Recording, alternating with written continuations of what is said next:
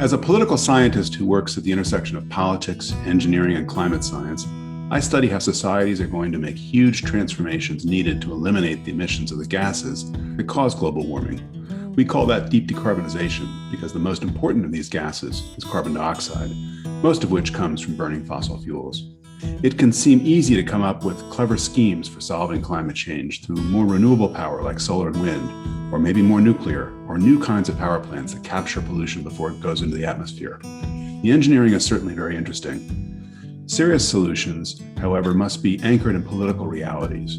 They require a multifaceted approach that looks at the intersections between the engineering, the science, the impacts of climate change, and the policies that we as humans are willing to pay for. Many of our choices also depend on what we think others will do. Should Europe invest heavily in cutting its own emissions, for example, if the United States doesn't do the same? What should we do about China?